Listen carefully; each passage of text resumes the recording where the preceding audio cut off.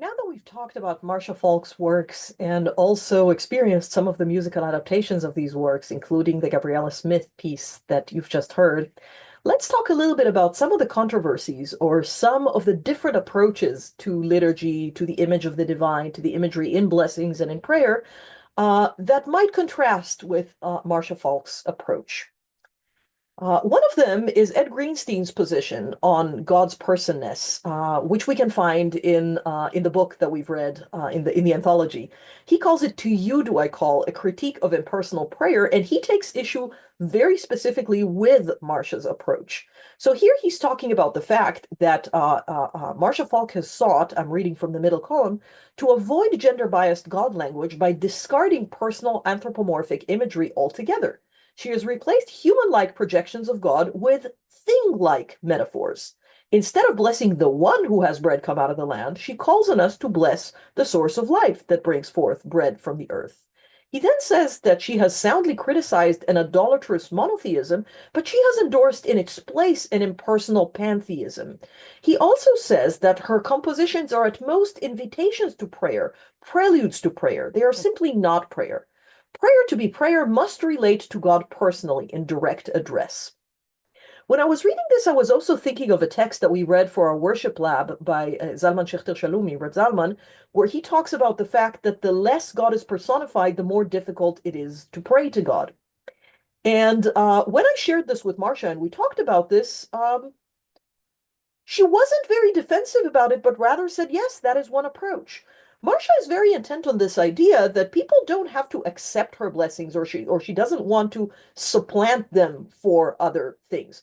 The idea is that we have a lot of archetypal metaphors that are going on. We talked specifically about the personification of God or goddess as father or mother, which is something that we have a lot of archetypal connections to. And she says this is definitely how some people can experience the divine, but not necessarily how everybody experienced it. On a pretty personal level, Marcia Falk has recently experienced a very scary health crisis, and she talked about the fact that in the time of need, she and maybe many, many others call to the source of life and don't have a need for this kind of personified father, mother, king, queen, or what have you. That this is a very diverse experience of the divine. It has many different faces, and there's no intent to supplant one set of metaphors for the other. Um, Here is how I think she would respond to the charge that she's sort of doing away with monotheism. So let us think carefully. What is it that we're affirming with a monotheistic creed? I think that monotheism means that with all our differences, I am more like you than unlike you. We share the same source, and one principle of justice must govern us equally. Monotheism means that if we are all created in the image of divinity, the images by which we point toward divinity must reflect us all.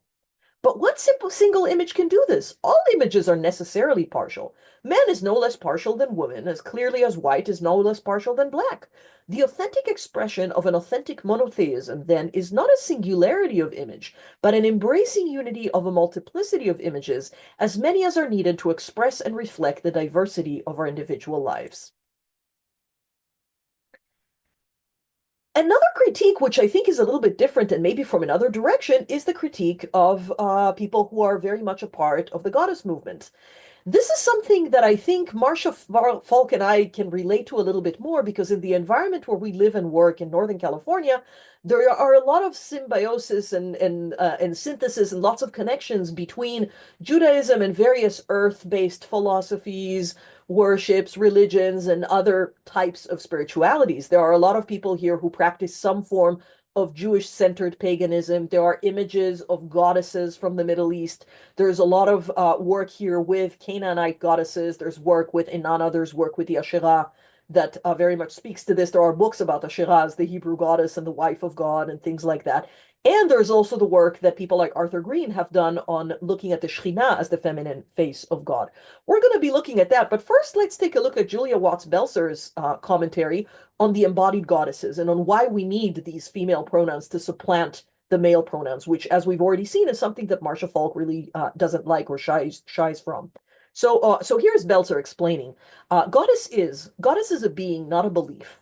Goddess is the name I give to the presence who births, sustains, and cradles this world and everything in it. And then she says, gender matters, but gender does not make a split in the fabric of the ultimate. Rather than splitting off goddess from god and declaring them distinct and separate spheres, Jewish affirmations of divine unity and wholeness must suggest that God is goddess, a goddess who is God, who is goddess. Gender matters, but gender is not a discontinuity that separates me and my holy from the tapestry of our people.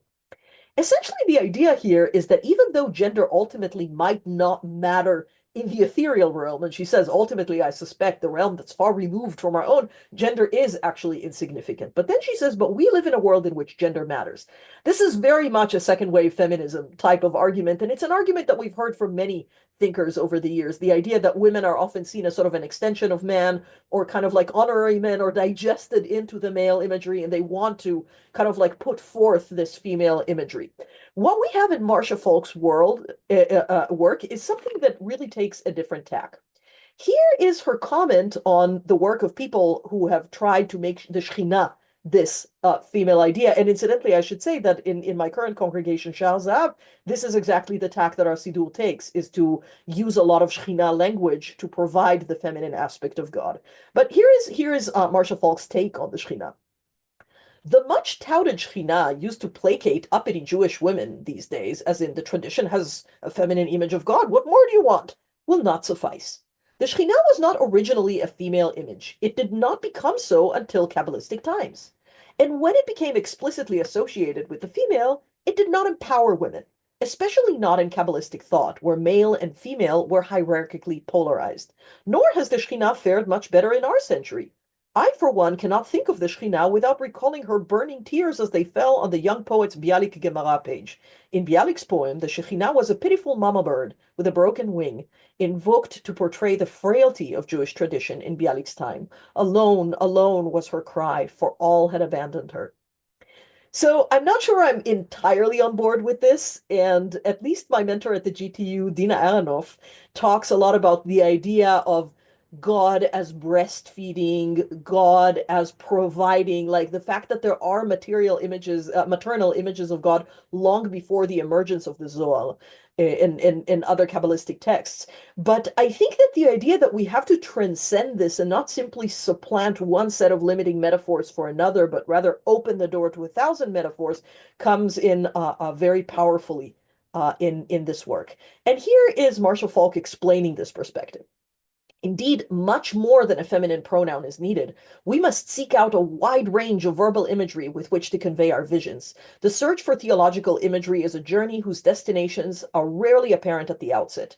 As many feminists have discovered, it is not merely a matter of changing male images to seemingly equivalent female ones.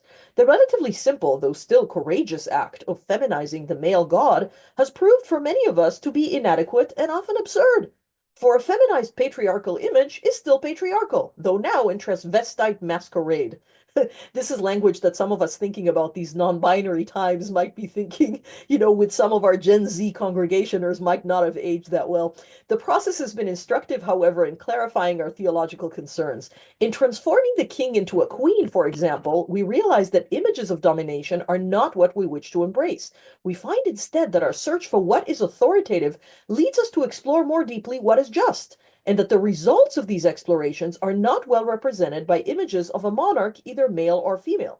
Now that I'm reading this, I'm actually thinking this could actually find a very receptive ear among people who are trying to get away from gender binaries and thinking more broadly about things. And in that sense, Marcia Falk's work is actually was actually at the time that she wrote this many, many years ahead of her time.